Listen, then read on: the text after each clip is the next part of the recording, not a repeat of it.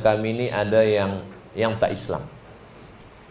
Yang Islam ini macam zaman Nabi Sulaiman alaihissalam yang membawa kerusi Ratu Bilqis daripada Sabak hingga ke Palestin. Dia Islam.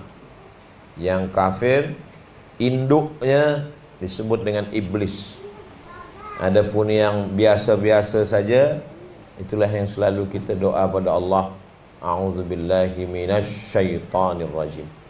Tadi masa dalam kereta, kata Tan Sri, tiap-tiap tahun pergi umrah supaya iman ni kuat. Bila iman kita lemah, kita digoda syaitan. Kata Tan Sri, kalau ustaz, syaitan takut. Kata saya, kalau ustaz, syaitannya ustaz juga. Sebab Allah iringkan dia dengan level yang sama. Maka ketika Allah Subhanahu wa taala menciptakan Nabi Adam alaihissalam, maka syaitan induk daripada segala syaitan ni, iblis. Dia sebenarnya awalnya baik. 1000 tahun beribadah naik langit pertama, 1000 tahun lagi naik kedua, 1000 tahun lagi naik ketiga, sampai akhirnya dia selevel dengan para malaikat di langit yang ketujuh. Saat itu kata Allah, inni ja'ilun fil ardi khalifah. Aku akan menciptakan makhluk yang baru. Nama makhluk ni manusia.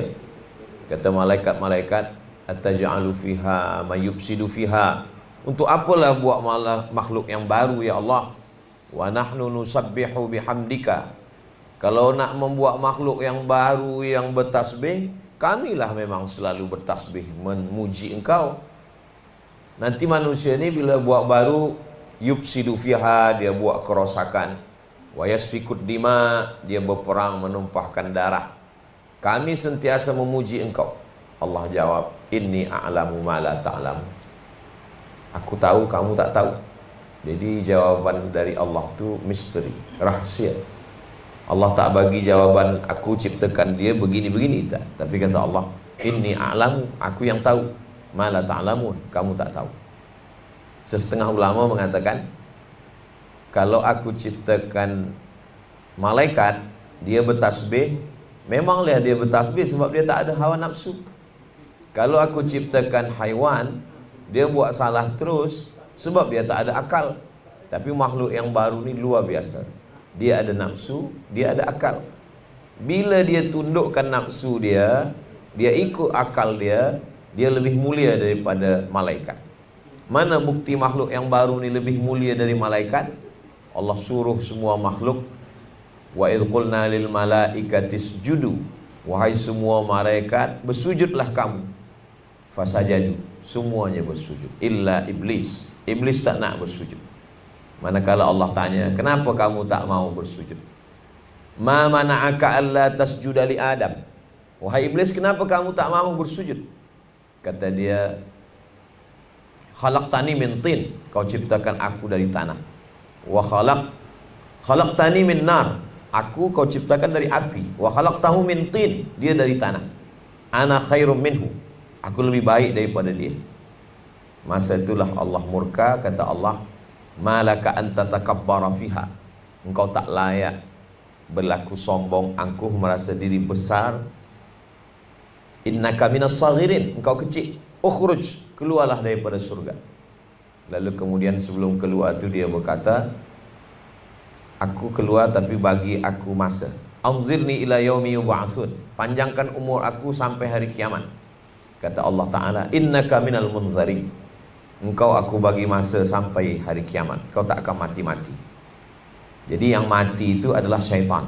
Syaitan ada umur dia boleh mati. Sedangkan iblis dia tak mati. Memang sudah janji manakala dia meminta kepada Allah Subhanahu wa taala.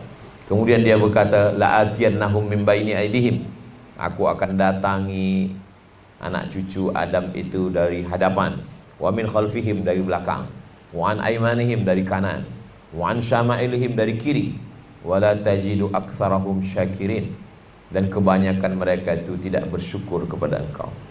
Jadi apa yang kita tengok hari ini sebenarnya adalah awal asal muasal daripada cerita kisah dua makhluk yang saling bermusuhan. Ba'dukum li ba'din adu. Nanti manakala kamu dua-duanya turun ke bumi, kamu saling bermusuhan. Yang satu mengajak kepada kebaikan, yang satu sentiasa mengajak kepada keburukan, sampailah akhirnya mati menghadap Allah. Mudah-mudahan kita selalu menang melawan bisikan-bisikan syaitan ini. Termasuklah kenapa kita jaga subuh.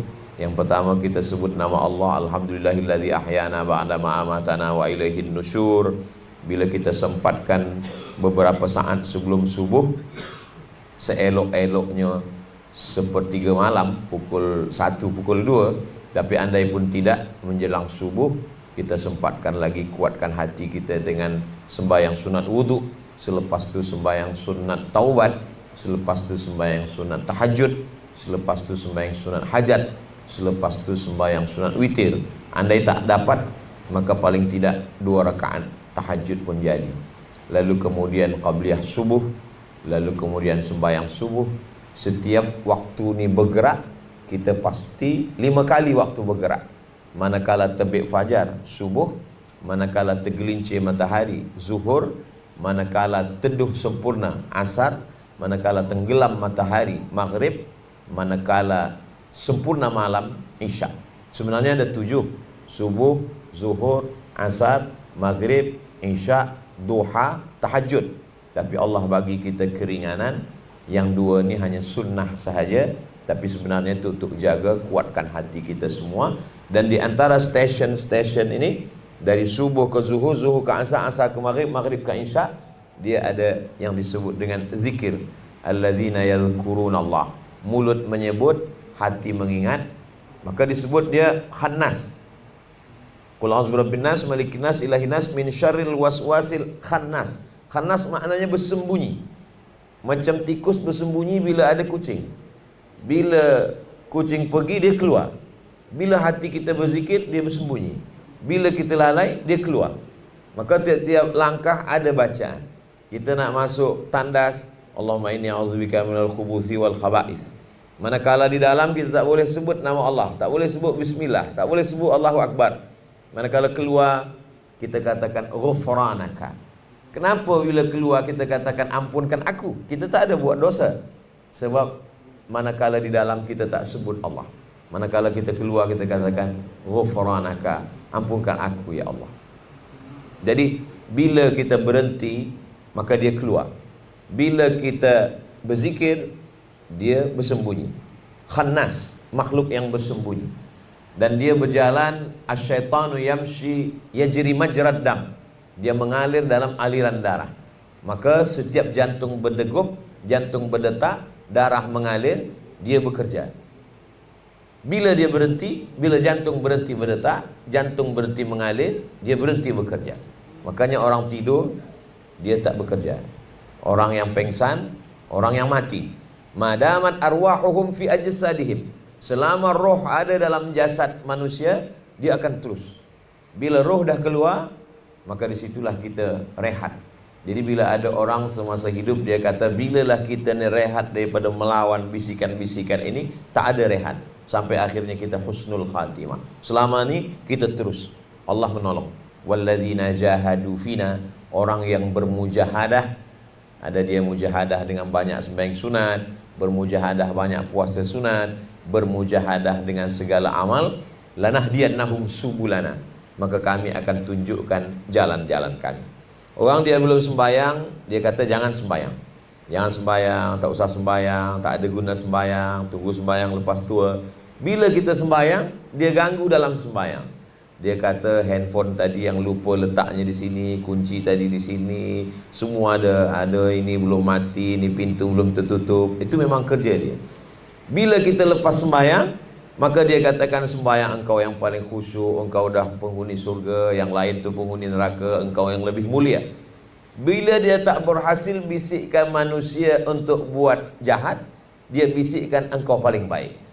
Jadi untuk ke saya, mungkin syaitan tak bisikkan ke saya nak buat riba, nak buat haram, tapi dia bisikkan engkaulah yang paling mulia Abdul Somad, amal engkau banyak, engkau lebih daripada orang lain.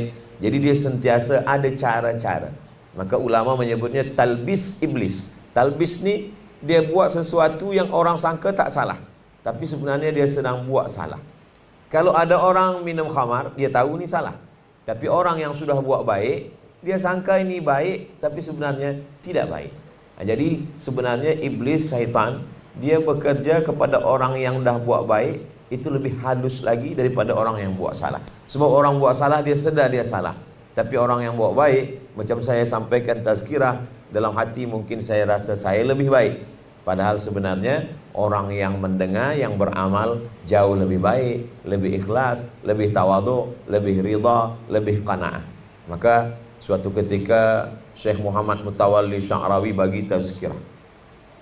Masa bagi tazkirah, orang datang peluk, cium tangan, semua puji, semua muliakan. Lepas tu jalan balik, Syekh Sya'rawi minta kereta ni berhenti kejap. Lepas tu dia singgah masjid, dia masuk tandas, lama. Lepas tu dia balik, sahabat dia tanya, apa lama betul? Kata dia, aku tadi bersihkan tandas masjid yang kotor. Kenapa begitu? Sebab dalam hatiku aku ada rasa lebih mulia, dimuliakan orang, dicium orang tangan saya. Maka manakala saya bersihkan itu, saya nak rendahkan diri saya di hadapan Allah Subhanahu wa ta'ala. Jadi kita memang ada cara-cara tertentu supaya kita boleh jaga hati kita. Ada amalan-amalan yang ada hanya kita dengan Allah saja yang tahu. Sebab mungkin amalan-amalan ni dah rosak disebabkan oleh sum'ah, disebabkan oleh riya. Riya menampakkan amal, sum'ah mendengar-dengarkan amal. Jadi bila saya nanti menghadap Allah SWT, kata Allah, kata malaikat, amal kau ni dah nampak orang ramai Abdul Somad. Pahala tazkirah kau mungkin sudah tak ada lagi, dah dihabiskan oleh viewer, follower dan subscriber. Mesti ada satu amalan yang saya simpan antara saya dengan Allah Subhanahu wa ta'ala. Apa amalan tu? Kita tak bagi tahu. Sebab kita bagi tahu nanti orang puji sehingga hilang dia.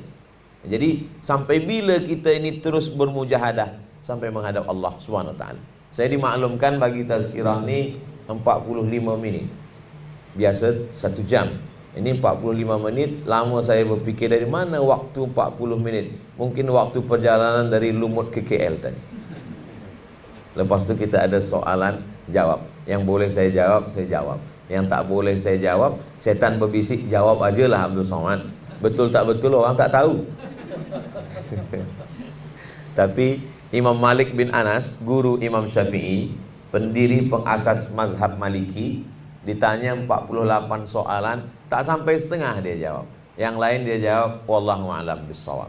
Hari ini bila ada ustaz jawab wallahu a'lam, esok orang akan tanya, itu ustaz apa? Itu ustaz wallahu a'lam.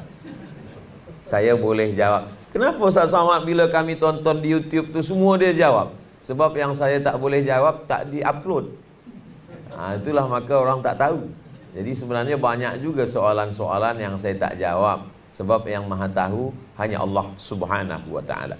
Selama ruh bersemayam dalam jasad, jantung berdetak, nafas berhembus, dia bekerja.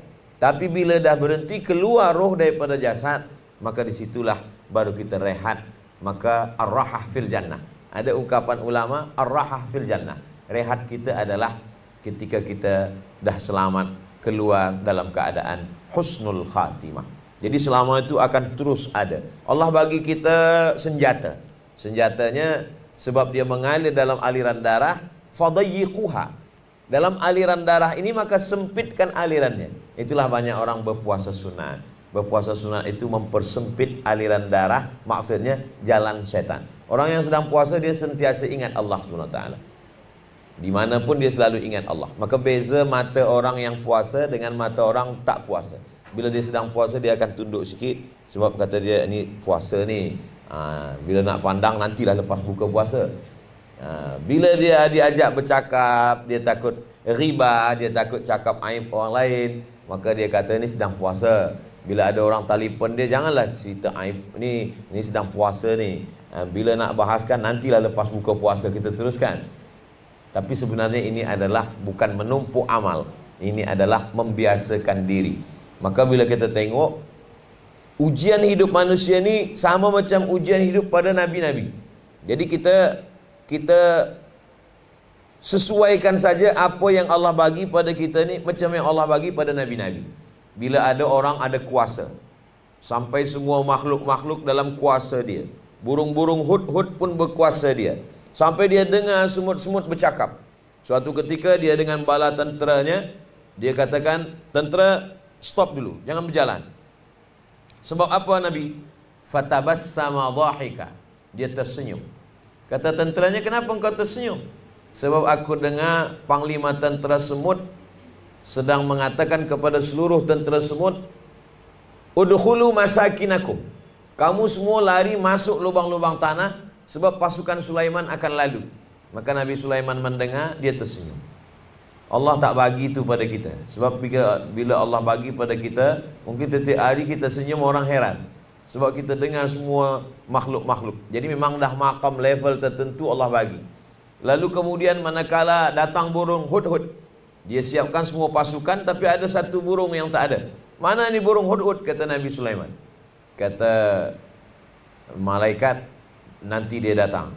Manakala Nabi Sulaiman mengatakan la azbahannahu, bila dia tak datang juga, dia tak bagikan hujah alasan, aku akan sembelih dia. Lalu Nabi Sulaiman bertanya, kenapa engkau lama datang, lambat? Kata burung hud-hud, aku terbang jauh. Di tempat itu aku melihat ada seorang perempuan yang berkuasa. Dia Ratu Sabak, namanya Bilqis. Maka kata Nabi Sulaiman, kirim bawakan surat ni kepada dia. Itulah surat yang pertama ditulis nama Bismillah. Innahu min Sulaiman, innahu bismillahirrahmanirrahim. Surat itu dibaca oleh Ratu Sabak. Ratu Bilqis pun akan datang. Lalu kemudian Nabi Sulaiman mengatakan, ini Bilqis sedang di jalan dari Yaman menuju Palestin. Saya ingin manakala Bilqis sampai ke istana saya, dia terpukau, dia terkejut. Yang dia tengok adalah kerusi tempat dia duduk dah sampai semula. Maka saat itu Nabi Sulaiman meminta kepada semua bawahan dia, siapa yang sanggup membawakan ayyukum ya'tini bi arsyiha qabla an ya'tuni muslimin. Siapa di antara kamu yang boleh membawa kerusi Bilqis sebelum dia sampai, dah sampai duluan. Sehingga manakala nanti Bilqis sampai, dia terkejut. Mana boleh kerusi aku dah sampai duluan sebelum saya sampai? Nabi Sulaiman ingin memberikan kesan yang luar biasa. Maka kemudian waqala ifritum minal jin, berkatalah jin ifrit, ana atika bihi qabla an taquma min maqamik. Sebelum kau tegak Sulaiman, maka kerusi Bilqis dah sampai. Sebelum kau tegak, dah sampai dulu. Lalu kemudian Nabi Sulaiman bertanya lagi, siapa yang boleh lebih cepat daripada ini? Wa qala alladhi indahu ilmun minal kitab. Berkata seorang lelaki, dia bukan jin, dia manusia, namanya Asif bin Balkhiyah. Kata Asif, ana atika bihi qabla an yartadda ilaika tarfuk. Saya boleh mendatangkan kerusi Bilqis sebelum mata engkau berkedip. Maka Asif bin Balkhiyah menang, jin ifrit kalah. Jadi bila hari ini ada orang masih berkawan dengan jin, minta tolong pada jin, sebenarnya jin dah lama kalah. 3000 tahun lalu dia dah kalah. Kalah cepat dengan manusia. Tapi manusia masih lagi meminta berkawan, minta tolong dan lain sebagainya. Maka kata Nabi Sulaiman, engkaulah yang menang sebab engkau lebih cepat. Hari ini mana yang lebih cepat, itulah yang menang. Maka saya alhamdulillah diberi waktu yang lebih cepat, tapi belum lagi secepat jin ifrit dan Asif bin Balkhiyah. Tapi dah sampai mana-mana tempat berkat pertolongan Tan Sri, dakwah ini menjadi cepat. Mana tempat yang tak terjangkau, bila ada 2-3 tempat, maka hari ini boleh 3 tempat dengan kecepatan waktu. Sebenarnya Allah Ta'ala bercerita ni bagaimana di akhir zaman nanti ada manusia yang lebih cepat. Dan yang lebih cepat daripada itu adalah perjalanan Isra dan Mi'raj. Subhanalladzi asra bi'abdihi lailan minal masjidil haram ilal masjidil aqsa, sampai kepada sidratul muntaha. Mungkin nanti sebelum hari kiamat manusia akan mencapai kecepatan ini lebih. Saya masih ingat lagi mula sampai di Kaherah tahun 1998, ambil gambar, lepas tu cetak gambar, print, lepas tu masukkan surat, kirim ke kampung, seminggu baru sampai. Lepas tu kirim balik, 2 minggu baru sampai. Sempat lupa cerita dulu, baru datang balasan. Sekarang adik-adik saya yang ada di Kaherah, selepas 25 tahun, 1/4 abad, dia kirim gambar, dia kirim. Tapi baru setakat gambar saja. Nak berkirim kerusi tetap juga sebulan baru sampai. Maknanya manusia berputar, zaman berganti. Apa yang ada Allah ceritakan dalam Quran itu menjadi tantangan bagi manusia akhir zaman. Jadi bila manusia berpikir cepat, maka sesungguhnya setan juga berpikir maju cepat untuk menggoda manusia. Dia ingin siapa yang paling banyak pengikut, siapa yang paling banyak. Jadi orang yang beruntung, yang menang adalah kata Allah Ta'ala, walladzina jahadu fina lanahdiyannahum subulana. Sesiapa yang melawan ini, maka kami akan bagikan pertolongan kepada dia, ditolong Allah Ta'ala. Makanya lil insani lammatani. Manusia ini ada dua bisikan. Bisikan yang datang daripada malaikat disebut dengan ilham. Bisikan yang datang daripada syaitan disebut dengan waswasah. Maka kita selalu minta kepada Allah supaya jangan sampai terkena waswasah.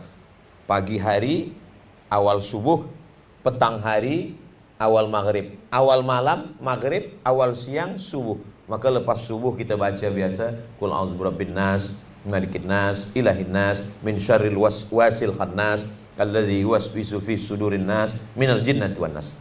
Suatu ketika Nabi Muhammad SAW seakan-akan dia sudah melakukan sesuatu, tapi rupanya perbuatan itu belum dia lakukan.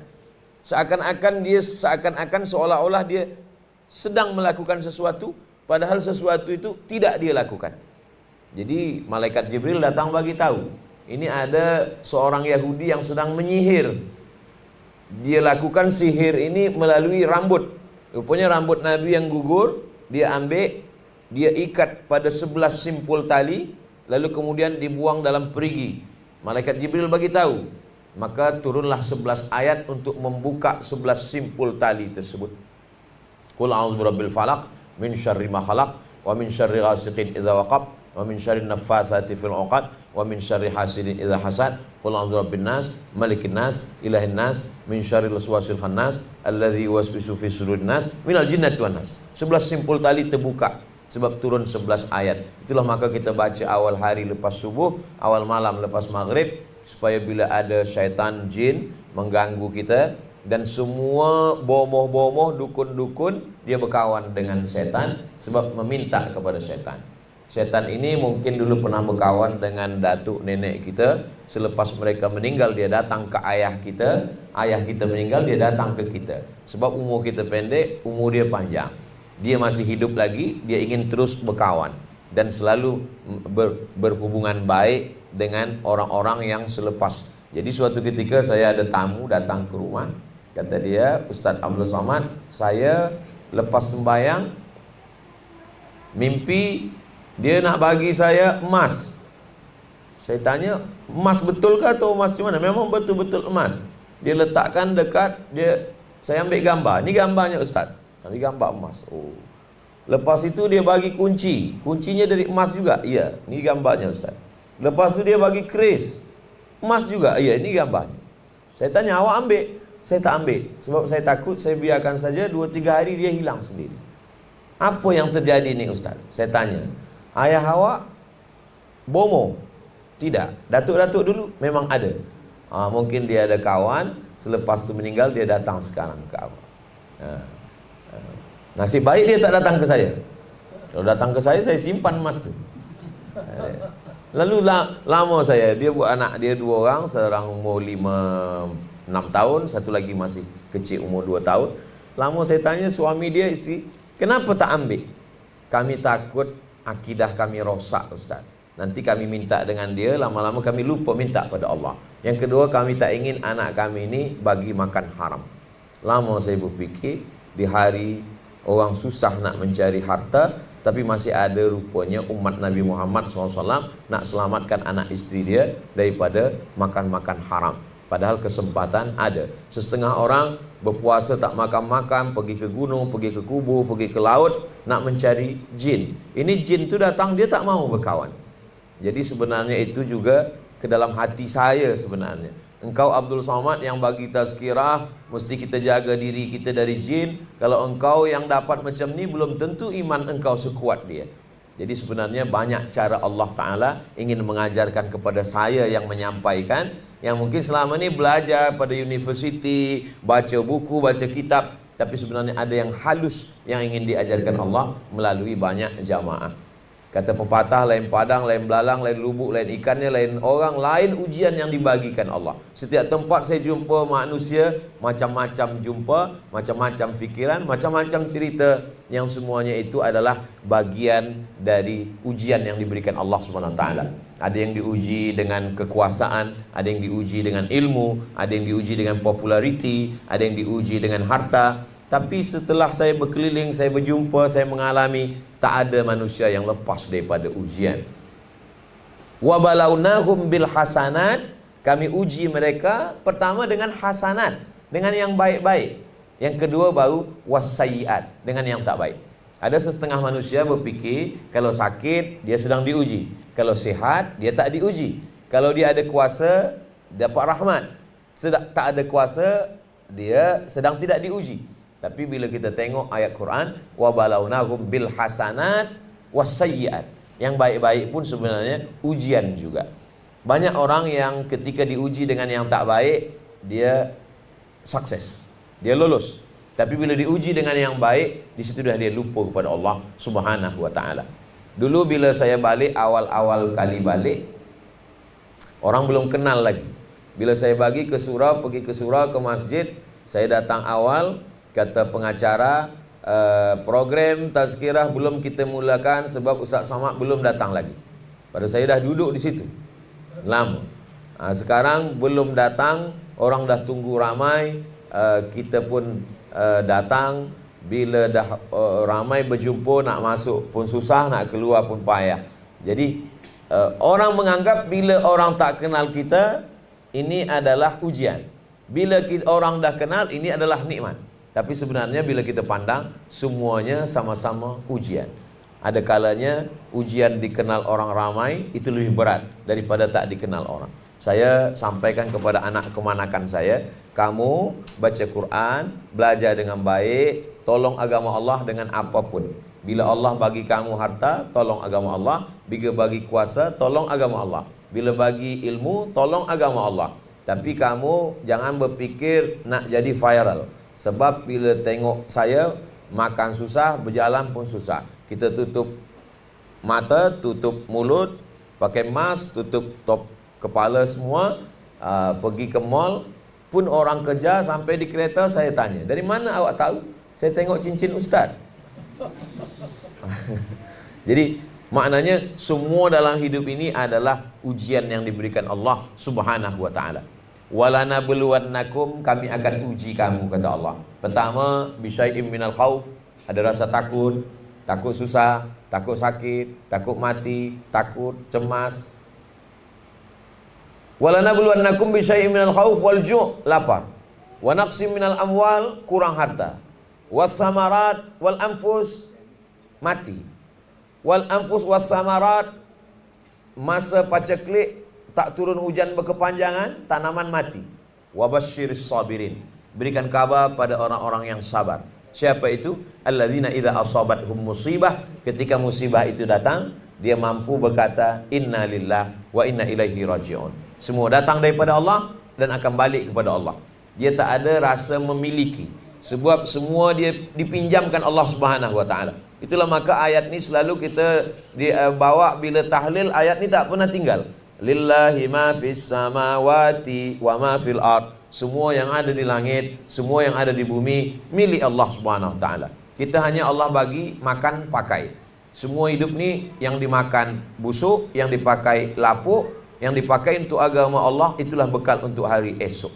Pesan Nabi SAW, ma'akal tafa'afnaita, yang kau makan busuk, wa malabis tafa'ablaita, yang kau pakai lapuk, wa matasaddaq tafa'amdaita, yang kau pakai untuk menolong agama Allah, itulah yang akan kekal abadi hingga ke hari esok. Maka ketika kita selamat daripada ujian dunia ni, maka ketika itulah kita akan berhasil menghadap Allah Subhanahu wa taala. Bila kita baca ulama-ulama itu, Imam Syafi'i misalkan, Imam Syafi'i lahir sebagai seorang yatim. Ayah dia meninggal, lahir di Gaza, Palestin. Mak dia bawa dia pindah ke Makkah. Sampai di Makkah, anak yatim ni belajar kepada Imam Sufyan ibnu Uyainah. Selepas hafaz Quran umur 7 tahun, dia baca hadis-hadis kitab Imam Malik bin Anas. Dia hafaz, nama kitabnya kitab Muwatta, isinya lebih kurang 700 hadis lebih. Selepas itu dia mencari Imam Malik. Dari Makkah dia pergi ke Madinah, dia belajar kepada Imam Malik. Selepas itu kata Imam Malik bagi beberapa keping wang emas. Kata Imam Malik, Syafi'i, kau carilah guru yang lebih hebat daripada aku. Jadi ulama-ulama zaman dulu itu kenapa murid-murid dia lebih hebat? Sebab dia bagi support. Aku rasa ilmu aku dah cukup, engkau carilah ulama yang lebih berilmu daripada aku.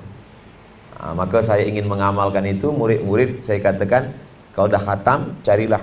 Banyak juga setengah orang, engkau jangan belajar kepada orang lain, karena akulah yang paling berilmu, tak ada lebih daripada aku. Ketika itu maka sesungguhnya kita sedang diuji dengan sombong. La yadkhulul jannah, kata Nabi, tak masuk surga. Man kana fi qalbihi, siapa yang dalam hatinya mithqala habbatin min khardalin min kibrin, ada sombong, angkuh, walaupun hanya sebesar biji sawi. Biji sawi tak ada lebih kecil daripada itu. Zaman dulu selalu dijadikan sebagai suatu permisalan. Maka ada orang yang ketika dia mati, dia sangka amalnya banyak, dimasukkan Allah ke dalam surga. Kata dia, aku ni masuk surga sebab amal aku. Malaikat mendengar, lalu malaikat mengadu kepada Allah Ta'ala. Kata Allah, suruh dia timbang satu biji matanya, dan timbang pula amal seumur hidup dia. Selepas ditimbang, ternyata nikmat satu biji mata jauh lebih berat daripada amal dia yang pagi, petang, siang dan malam. Itu menunjukkan bahawa kita tak masuk surga kerana amal kita. Maka kata Nabi SAW, la yadkhulul jannata, la yudkhilal jannata ahadakum amaluhu. Kamu masuk surga bukan kerana amalmu. Qala anta ya Rasulullah, engkau pun masuk surga bukan kerana amalmu? Kata Nabi, wala ana, aku pun tak masuk surga kerana amalku, kata Nabi. Lalu kita masuk ni sebab apa? Kata Nabi, illa ayyataghammadani Allahu bi rahmatih. Kita masuk surga kerana rahmat Allah Subhanahu wa ta'ala, kerana kasih sayang Allah. Itulah maka manakala kita berjumpa, bersua, yang kita mintakan rahmat Allah. Assalamualaikum warahmatullah.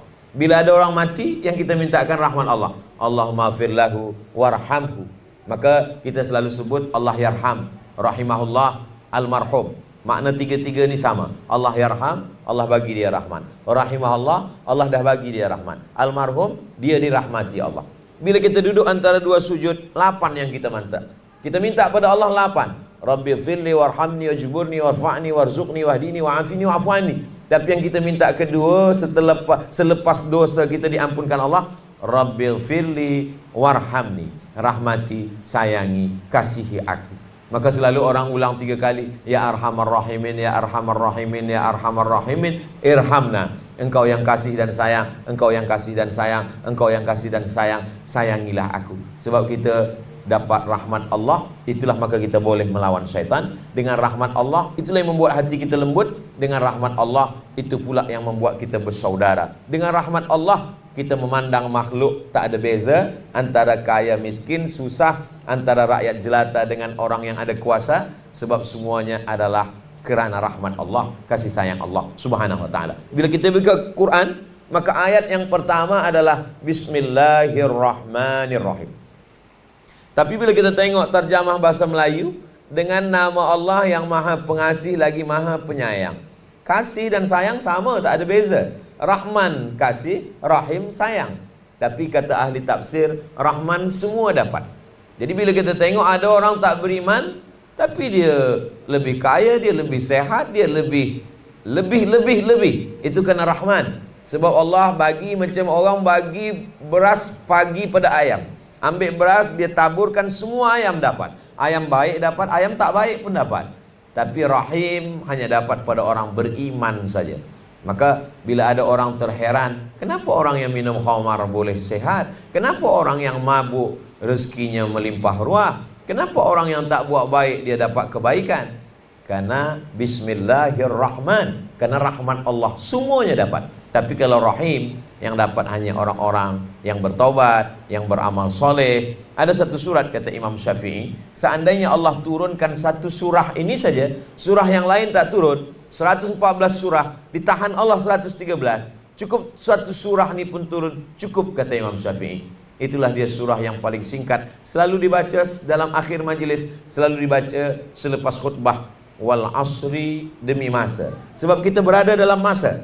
Selepas kita lahir, masa kanak-kanak, budak-budak, remaja, belia, dewasa, tua, semua ini adalah masa. Allah bagi kita masa. Allah bersumpah dalam Quran demi 6 masa.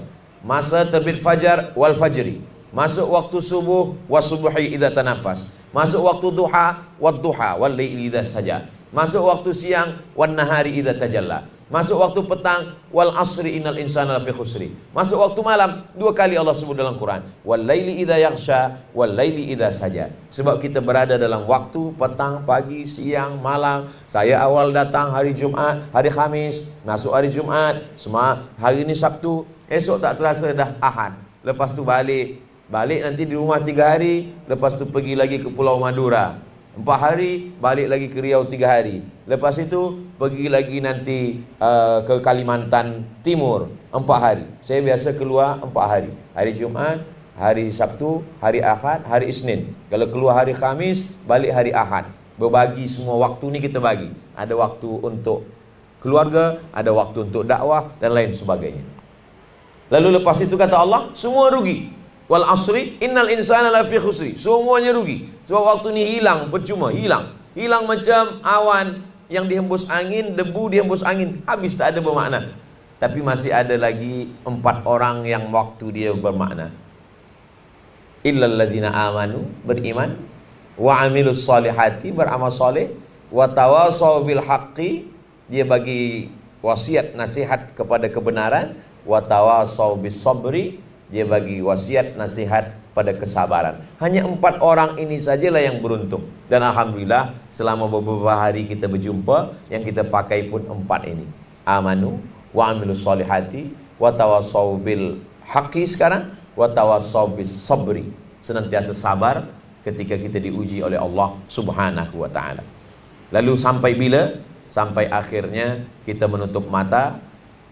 Keberanian, ketakutan, masa yang diberikan Allah, kalau sudah dikasih Allah, tak boleh siapa pun yang merubah. Seperti kertas, ada pena, kata Nabi, rufi'atil aqlam, pena dah terangkat, wajaffatis suhub, kertas dah kering. Tulisan di Lauhul Mahfuz dah kering. Kalau tak mati, kata Allah, tak mati. Saya pergi di sembahyang, kata imam masjid, Ustaz Samad, saya baru balik dari Melaka. Orang Riau, pergi ke Melaka, berubat. Lepas tu saya balik dari Melaka, kata doktor di Melaka, saya ni Ustaz hidup hanya tinggal 2 bulan lagi. Dah berapa lama Tuan Imam? Udah 2 tahun. Mungkin doktor tu dah mati duluan. Artinya apa? Kalau tidak, kata Allah, tidak. Innama amruhu idza arada syai'an ayakula lahu kun fayakun. Saya selalu dinasihatkan oleh jamaah, Ustaz jangan terlampau sibuk. Saya tengok Ustaz kurus, Ustaz banyak musuh. Bila di pesawat jangan minum air, takut kena racun, nanti itu ini segala macam. Banyak yang mengkhawatirkan. Ikhtiar ada pada kita. Kita tetap berusaha, kita makan ubat, kita berdoa, bertawakal, minta, berselawat, berzikir. Tapi keputusan akhirnya lil insani ma tamanna. Manusia hanya berangan-angan. Walillahil akhirat wal ula. Keputusan akhir tetap pada Allah Subhanahu wa taala.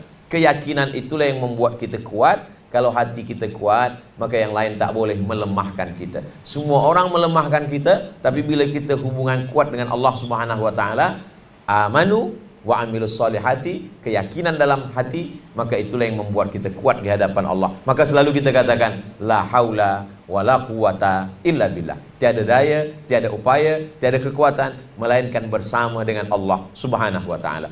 Abu Bakar Siddiq dalam gua manakala dia hijrah tu ketakutan. Bila orang kafir musyrik ni tengok kita, dia tangkap kita, dia bunuh kita, kita mati ya Muhammad. Kata Nabi SAW, la tahzan.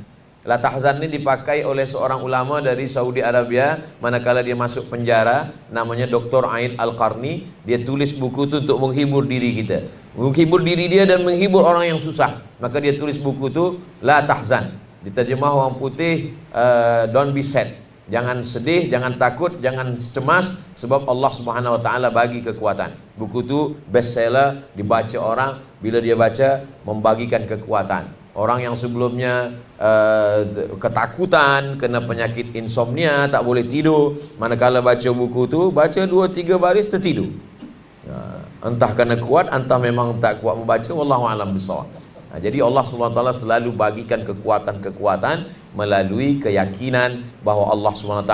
Jadi bila ada orang mengatakan, ada orang tak percaya Tuhan tapi dia kuat juga, Sebenarnya orang yang kata tak percaya Tuhan itu pun dia percaya. Hitler kata orang dia atheist, tak percaya pada Tuhan. Tapi sebenarnya dia percaya kepada sesuatu yang dia anggap sebagai Tuhan. Maka dia punya tongkat, kepala burung. Dia punya kereta, ujung kereta itu burung. Bila dia pergi kemana-mana, ada gambar burung nasar di belakang. Rupanya dia ada keyakinan burung inilah yang memberikan dia kekuatan. Burung ni, kita tidak.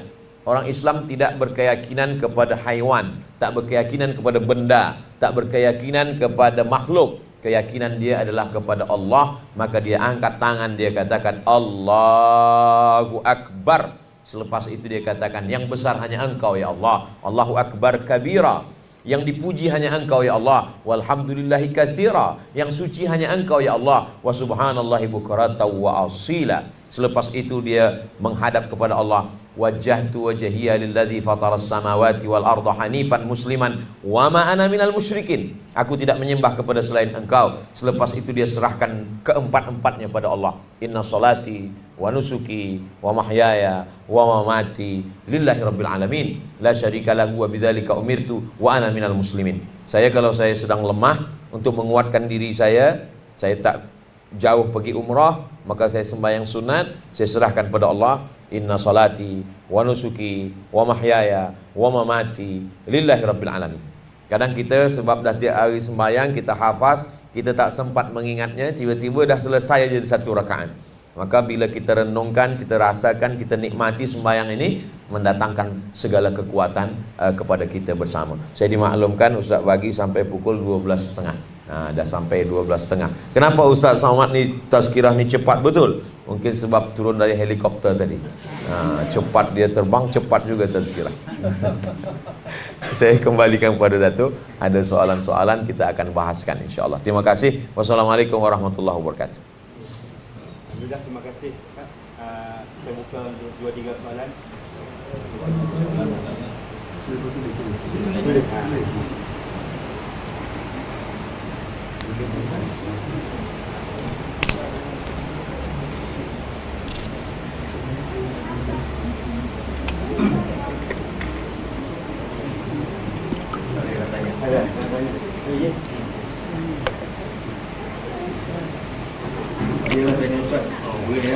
Boleh. Assalamualaikum Ustaz. Waalaikumsalam warahmatullahi. Saya ada soalan lah. Baik. Ada setengah-setengah orang tu dia tak sembahyang waktu.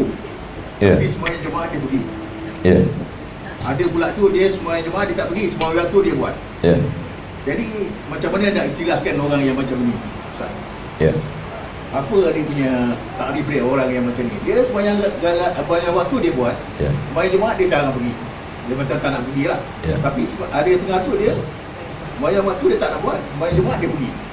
Macam mana dia nak katakan orang macam ini? Kedua-dua orang ni merasa dia betul, dia tak salah. Yang salah tu yang tak sembahyang, kata dia. Bila kita tanya, kau ni kenapa tak sembahyang Jumaat? Aku lebih baik daripada tak sembahyang, kata dia. Jadi kita mengukur, ada standar. Yang 1 meter tu 100 cm. Bila kurang daripada itu, maka beragama ni kita tak ikut perasaan. Yang diikut ni adalah dalil. Macam mana orang yang tak sembahyang Jumaat? Man tarakal jumu'ata, siapa yang tak sembahyang Jumaat salasa marratin, 3 kali berturut-turut. Man tarakal jumu'ata salasa marratin tahawunan, tak ada uzur, tak ada alasan, tak ada sebab, taba'allahu ala qalbi, Allah mengunci hatinya, tertutup pintu hati. Azab yang paling kita khawatirkan adalah tertutup pintu hati. Itulah yang disebut dalam Quran, khatamallahu ala qulubihim. Yang pertama kali tertutup hati. Selepas hati tertutup, wa ala sam'ihim, telinga tersumbat, wa ala absarihim, mata. Hati, telinga, mata habis. Summum, bukmun, umyun, pekak, tuli, bisu, buta, la ya'qilun, tak boleh menengok kebenaran, la yarji'un, tak boleh balik ke pangkal jalan. Jadi sembahyang Jumaat tak boleh tinggal. Tapi Ustaz semalam tak sembahyang Jumaat, saya musafir. Saya sembahyang zuhur jamak takdim masa nak pergi ke Lumut semalam. Tapi ada uzur sebab musafir. Lalu kemudian orang yang tak sembahyang, sembahyang Jumaat dia datang, kemudian dia tak sembahyang, maka sesungguhnya la kafarata laha illa dzalik. Sembahyang tak boleh ditebus dengan umrah. Menangis pintu Kaabah, hutang sembahyang tak boleh selesai. Maka sembahyang yang lampau-lampau yang lalu, 4 mazhab sepakat, Hanafi, Maliki, Syafi'i, Hambali, wajib diqadha. Nabi pernah mengqadha dari mula subuh, zuhur, asar, maghrib, dia buat isyak. Manakala perang Khandaq. Perang Khandaq ni parit lebar digali. Ini Makkah, ni Madinah. Kata Salman Al-Farisi, Farisi orang Faris, Persia. Kata Salman, ya Rasulullah, ada tak turun ayat strategik kita nak menghadapi orang Makkah? Kata Nabi, belum ada. Kalau gitu kita pakai strategik perang dari Persia. Macam mana? Kita gali parit lebar, nanti kuda orang Makkah tak boleh melompat. Okeylah, kita gali. Pada perang yang dahsyat itu, tak boleh solat sebab menghadapi. Nabi qadha semuanya pada. Tapi jangan dijadi dalil nanti jam qadha semua. Maka sedang Nabi pun tidak meninggalkan sembahyang. Jadi yang jadi standar kita adalah Nabi Muhammad SAW. Ati Allah, taat pada Allah. Wa ati'ur Rasul, tengok pada Rasulullah SAW. Orang yang tak tahu kita bagi tahu. Orang yang tak tahu dia mesti cari tahu.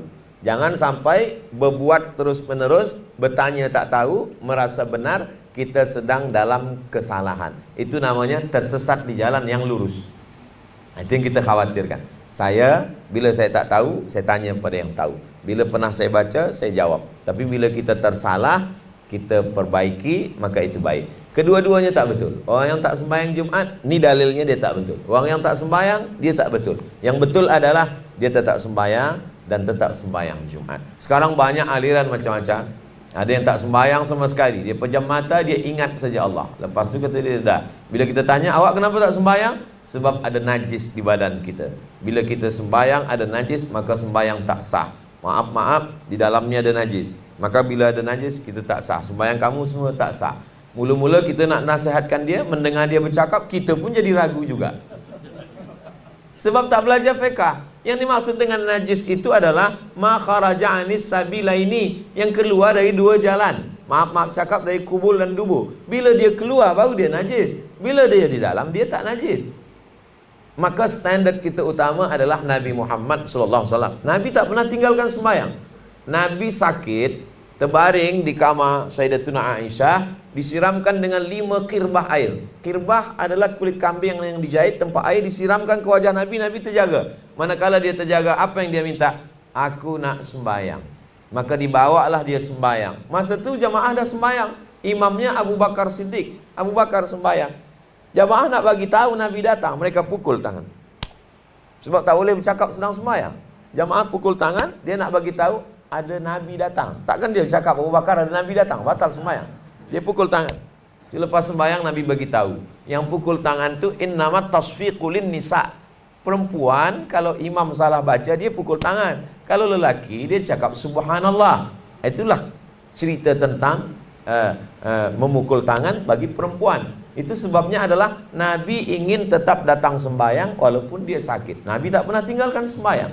Jadi bila orang ikut Nabi, maka insya Allah dia tak akan tinggalkan sembahyang 5 waktu dan tak tinggalkan sembahyang Jumaat. Insya Allah nanti video ni kita akan cutkan, potong, kita upload, nanti kita share. Bagi yang dah sembahyang dia sembahyang, bagi yang belum sembahyang Jumaat atau hanya sembahyang Jumaat tak sembahyang, dia betulkan lagi amal. Man ahdatsa, siapa yang membuat-buat amal ma'alaihi amruna, yang tiada dalilnya, fahuwa raddun, maka amal itu mardud, ditolak Allah SWT. Wallahu a'lam.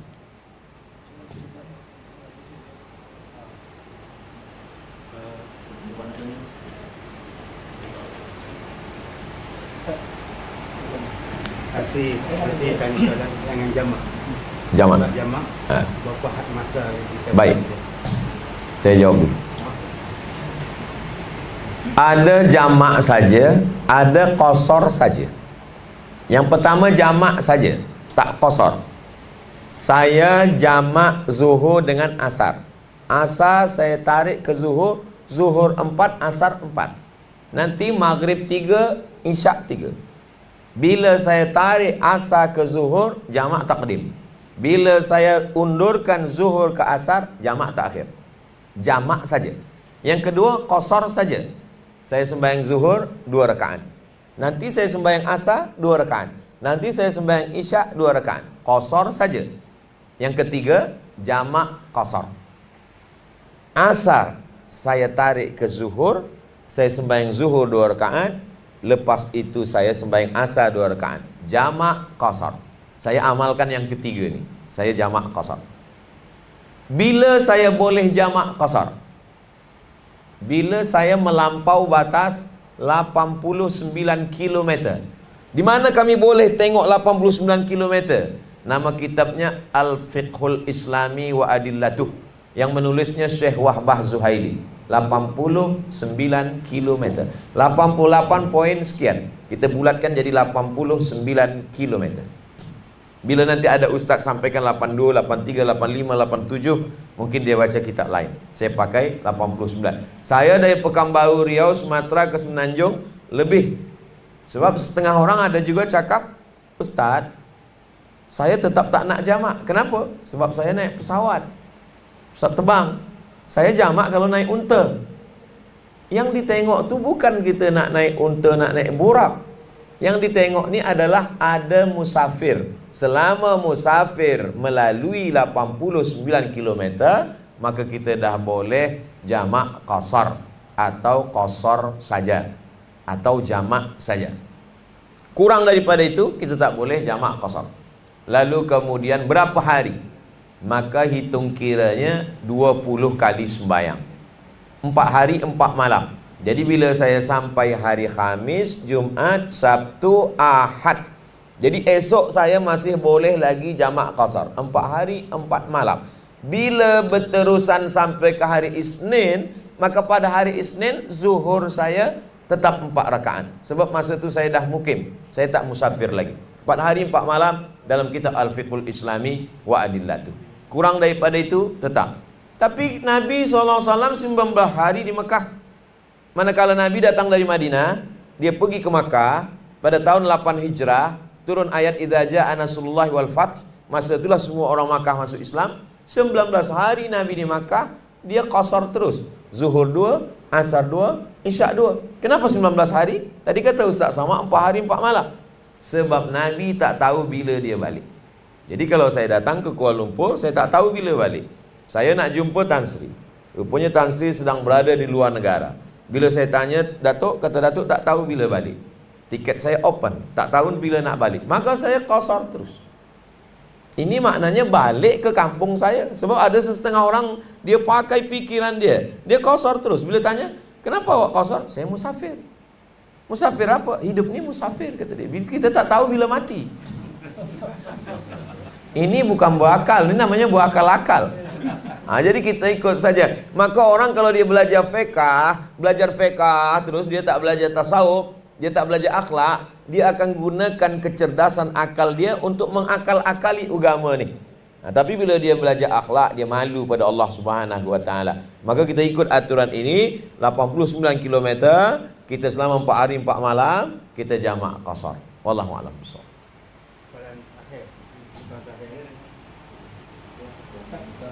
Tanya, apa amalan yang boleh kita lakukan untuk arwah orang tua kita lah, selain daripada kita berdoa, bersedekah, apa lagi amalan yang boleh kita buat? Amalan yang sampai pada orang yang dah meninggal dunia, dari kita yang hidup pada orang mati, yang pertama doa. Apa dalilnya? Dalilnya kata Nabi, bila engkau lalu di makam Baqi', wahai Aisyah, baca ini: Assalamualaikum ya ahla diyaril mu'minin wa inna insyaallah bikum lahiqun yarhamullahu mustaqdimina wal mustakhirin nasallallahu lana wa lakumul afiyah. Tak ada ke yang pendek Ustaz? Assalamualaikum ya ahlal kubur. Lebih pendek lagi tak ada lagi. Maka saya kenal ke tak kenal, tiap kali saya lalu nampak saya kubur, Assalamualaikum ya ahlal diyar. Tadi masa naik pesawat terbang saya tengok, nampak apa tu? Kubur. Masa di Lumut saya nak baca kuburan Cina, tak jadi. Tadi dari Lumut ke Manjung tadi ada lalu, sebab kita dah selalu asal nampak baca, nak terbaca tak jadi baca. Assalamualaikum ya ala diyar minal mu'minin wa inna insyaallah bikum lahiqun yarhamullahu mustaqdimin wal mustakhirin nasallallahu lana wa lakumul afiyah. Assalamualaikum ya alal kubur. Maka salam itu dibagi 3. Salam yang pertama wajib kita jawab. Itu bila kita jumpa orang. Assalamualaikum, waalaikumsalam. Salam yang kedua tak boleh dijawab. Salam manakala sembahyang imam. Assalamualaikum warahmatullahi. Jangan kita jawab waalaikumsalam. Salam yang ketiga kita tak mendengar jawabannya. Itulah bila kita lalu di kubur. Assalamualaikum ya ahlal kubur, kita tak dengar. Bila kita dengar, kita pula ikut dengan dia. Yang kedua yang sampai itu adalah zikir, tahlil, tasbih, tahmid, takbir. Ya Allah, sampaikanlah pahala tasbih, tahmid, takbir, tahlil pada almarhum, pada arwah. Mana dalilnya? Nabi ambil pelepah korma, dia belah 2, dia cucukkan. Kata sahabat, kenapa ni ya Rasulullah? La'allallah an yukhaffifa 'adzabahuma ma lam yaibasa. Selama pelepah korma ni belum kering lagi, maka pahala tasbih pelepah korma ni sampai. Maka kata Imam Nawawi dari mazhab Syafi'i, kalau pelepah korma saja tasbihnya sampai, apalagilah tasbih bacaan Quran orang beriman. Itulah dalil bahwa tasbih sampai. Maka kita selalu dalam tahlil, la ilaha illallah, ya Allah sampaikanlah pahala tahlil kami. Yang ketiga, bacaan Quran. Apa dalilnya baca Quran ini sampai? Kata Imam Syafi'i, diambil riwayatkan oleh Imam Nawawi, nama kitabnya Riyadhus Shalihin, wa in khatimul Qur'ana, seelok-eloknya dikhatamkan sekhatam Quran. Seorang anak baca khatam Quran dari Al-Fatihah ke An-Nas elok. Tak sanggup, bagi 1 juzuk, 30 juzuk buat khatam Quran. Baca bersama, sampaikan pahalanya. Lalu kemudian dalilnya lagi adalah manakala Abdullah bin Umar meninggal dunia, dia pesan bila aku mati nanti, bacakanlah pada bagian kepala dan kakiku pangkal dan ujung surah Al-Baqarah. Pangkal Al-Baqarah alif lam mim sampai wa ulaika humul muflihun. Akhir Al-Baqarah lillahi ma fis samawati. Itu maka bila kita tahlil tak tinggal 2 ayat ni, pangkal dan ujung Al-Baqarah. Yang keempat, sedekah. Hadisnya datang Sa'ad, ya Rasulullah, ummi matat, mak saya mati. Apa atasaddaqu anha? Kalau saya bersedekah sampai apa tak sampai? Kata Nabi, tasaddaq, bersedekahlah sampai. Ayu sadaqatu afdal? Apa sedekah yang paling afdal? Kata Nabi, saqiyul ma, memberi air minum. Maka bagikan air minum. Semalam kami cakap bahas masalah ni dengan Tan Sri, buatkan telaga di Afrika. Iyalah, tempat kita tak buat air lagi, air dah lebih-lebih, banjir. Maka kita mungkin bagi yang lain, pahalanya sampai. Maka waktu Nabi mengatakan saqiyul ma, yang paling elok engkau hadiahkan untuk almarhumah mak engkau, buatkan perigi, buatkan sumur, buatkan perigi, kata Nabi. Saat terus saja menggali tanah, perigi, dia wakafkan untuk almarhumah mak dia. Ini sampai. Yang kelima, haji. Mana dalilnya? Ada seorang haji, dia kata, labbaik Allahumma syubrumah, aku hajikan syubrumah. Nabi tanya, siapa syubrumah ni? Akhi, saudara saya. Kata Nabi, kau dah haji belum? Belum. Hajikan dulu dirimu, lepas tu baru kau hajikan syubrumah. Ini dalil haji sampai. Umrah macam mana? Wa atimmul hajja wal umrata. Haji dan umrah sama. Itu maka selepas kita umrah, kita pergi Tan'im, kita pergi Ja'ranah, labbaik Allahumma umrah an fulan bin fulan, aku umrahkan fulan bin fulan. Kita pergi Makkah, tawaf, sa'i, tahallul, sampai pahalanya. Yang keenam, kurban. Mana dalilnya? Nabi manakala menyembelih kurban, Allahumma taqabbal min Muhammad wa ali Muhammad. Ini aku sembelih kurban untuk Muhammad dan untuk keluarga Muhammad. Waktu itu Khadijah dah meninggal. Dia ambil kambing satu lagi, dia sembelih. Allahumma hadza an Muhammad wa ummati Muhammad. Ini ku sembelih untuk Muhammad dan untuk Muhammad sallallahu alaihi wasallam. Umat Muhammad. Umatnya banyak yang dah meninggal. Maka kurban itu pun sampai. Saya tiap tahun ada rezeki, saya berkurban untuk almarhum ayah, almarhumah mak, almarhum datuk, ke nenek. Itu semua adalah sampai. Amal-amal kebaikan kita sampai. Yang ketujuh, puasa. Man mata, siapa yang mati, wa alaihi siyamun, dia punya hutang, ada puasa. Sama'an huwalihu, maka ahli waris. Jadi ahli waris, anak-anak ni ada hutang puasa orang tua, yang tahu, yang tak tahu apa boleh buat. La yukallifullahu nafsan illa wus'aha. Saya sampaikan pada almarhumah mak saya dulu, masa dia masih lagi di rumah. Mak dulu ada tinggal puasa, ada, buatlah puasa. Kalau sanggup puasa, kalau tidak, catatkan berapa yang hutang dah bayar, mana yang belum, nanti saya akan puasakan. Alhamdulillah manakala dia meninggal, dia tak tinggal puasa Senin Khamis, umur dia 70 tahun, habis puasa dia masa dulu semua. Ini bagi ada hutang puasa, kita anak melaksanakan puasa sampai. Jadi yang 7 ni semuanya sampai kepada orang yang meninggal dunia. Adapun orang yang mengatakan iza matal insan, kalau manusia mati inqata'a, putus. Kalau dah mati itu putus, tak ada lagi sampai. Maksud putus itu amal saya yang mati nih. Saya dah mati. Ustaz Abdul Somad, bila Ustaz Somad dah mati, putus. Tapi amal tuan-tuan kepada saya sampai. Kalau amal orang hidup tak sampai pada orang mati, maka tak ada sembahyang jenazah. Sembahyang jenazah itu amal orang hidup untuk orang mati. Yang tak sampai itu adalah saya kalau dah mati, maka saya tak boleh beramal lagi. Tapi amal saudara-saudara saya, maka sampai kepada saya. Itu tentang amal kepada yang dah meninggal. Tidak satu tambahan lagi. Sebenarnya adakah roh yang meninggal tu akan kembali? Ada orang kerasukan setan. Kerasukan. Bila ditanya, kamu ni siapa? Aku adalah datuk kamu. Sebenarnya, kamu ni siapa? Aku ni Ustaz Abdul Somad. Ni cerita Ustaz Abdul Somad dah meninggal di Riau. Ada orang di Kuala Lumpur, bila ditanya, siapa? Aku Abdul Somad. Betul ke Abdul Somad? Iya. Kalau memang betul Abdul Somad, apa yang ingat? Ke Lumut naik helikopter Tan Sri. Apakah itu Abdul Somad? Bukan. Itu bukan Abdul Somad. Sebab roh Abdul Somad dalam kuasa Allah SWT. Jadi yang masuk tu apa suara dia, suara Ustaz Somad? Itu namanya jin qarin. Sebab bila manusia lahir, ada jin yang ikut dengan dia, namanya qarin. Qarin maksudnya selalu bersama dengan dia. Bila saya mati, jin qarin ni tak mati, dia tetap hidup. Jadi bila ada orang yang kata aku boleh panggil arwah, yang dia kata panggil arwah tu, yang dia panggil roh tu. Roh tu lah yang menjawab itu. Adapun roh orang yang meninggal dunia dalam kuasa Allah Subhanahu Wa Taala. Di mana letak roh itu? Roh tu letaknya di alam barzah. Apakah betul roh tu boleh balik ke rumah malam Jumaat? Kuasa Allah Taala. Ada roh yang boleh balik dengan izin Allah Subhanahu Wa Taala. Ada roh yang boleh datang, ada roh bahawa roh tu menengok, ya, roh mak saya, roh ayah saya sedang menengok saya hari ini berkumpul dengan orang baik-baik. Mana dalilnya? Ada dalam Quran. 3 yang menengok amal saya. Wa qul i'malu, beramallah engkau. Fa sayarallahu amalakum. Yang pertama menengok amal saya Allah. Yang kedua Rasulullah. Yang ketiga wal mu'minun. Kata ahli tafsir dalam tafsir Al-Quranil Azim, namanya Imam Abdul Fida Ismail Ibnu Katsir, orang beriman yang menengok guru saya, orang tua saya dari alam barzakh menengok amal saya. Jadi bahawa orang yang sudah meninggal boleh datang menengok, melawat, ya. Tapi bahawa rohnya boleh dimasukkan kepada manusia, itu tak betul. Itu semua tipu-tipu, bohong-bohong. Jadi dulu pun rupanya di Perancis, di Paris, di Europe, ada yang mengaku boleh memanggil roh ni.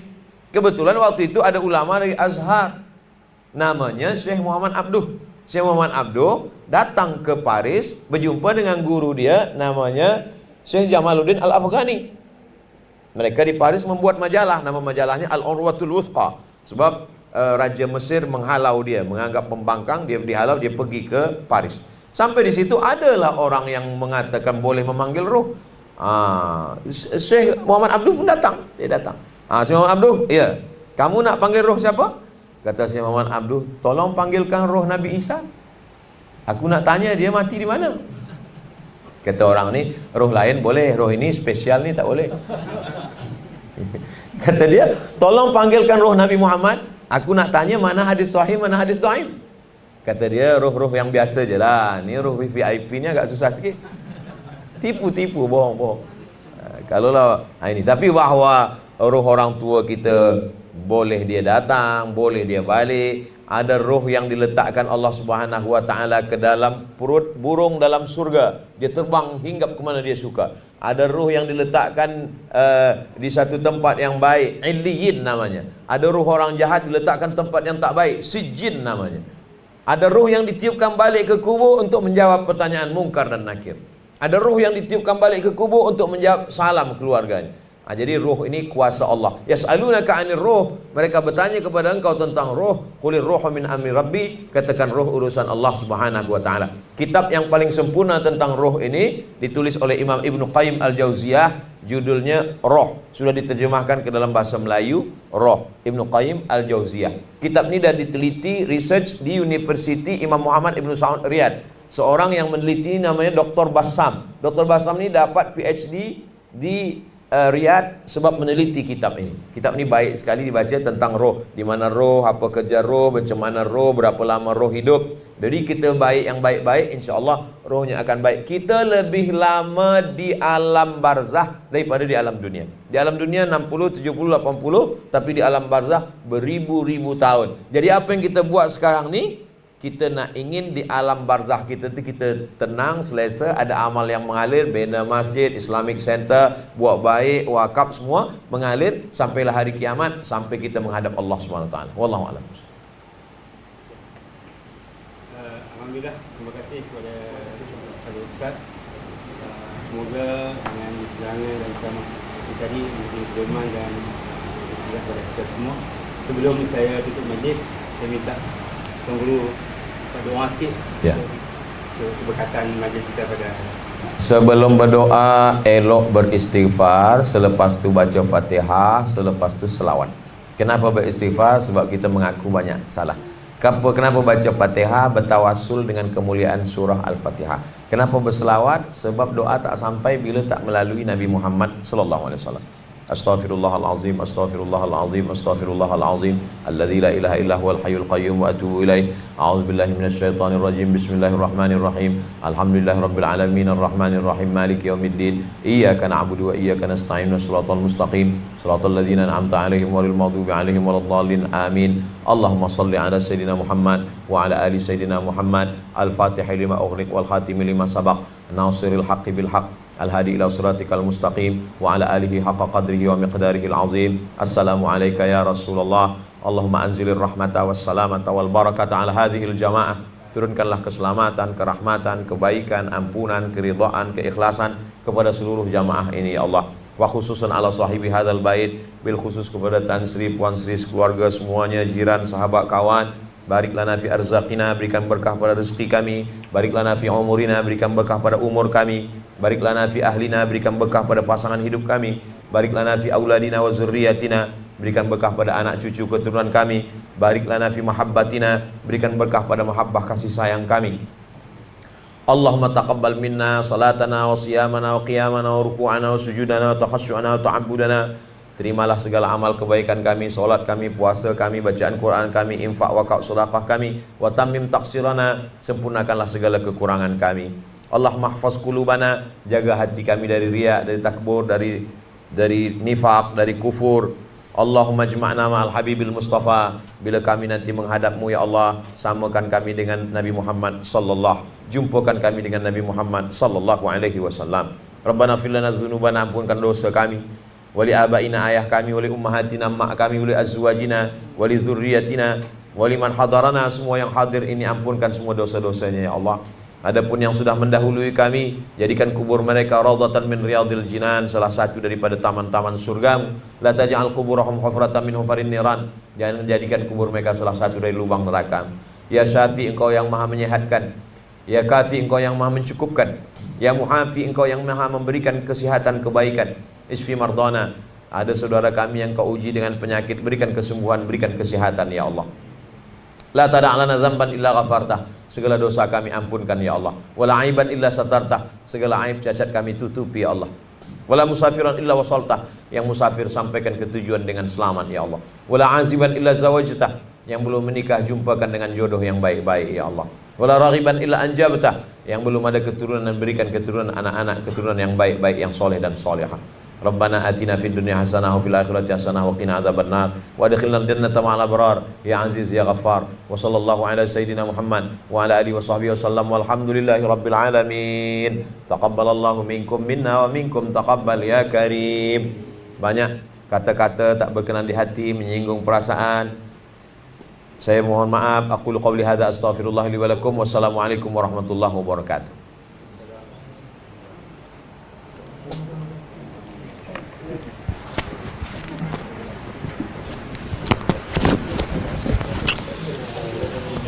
Iya.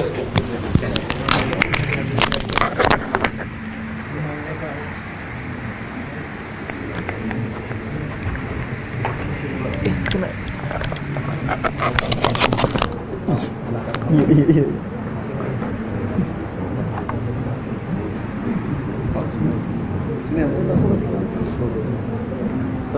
tak belum. Mas Boyko. Baterainya low kali.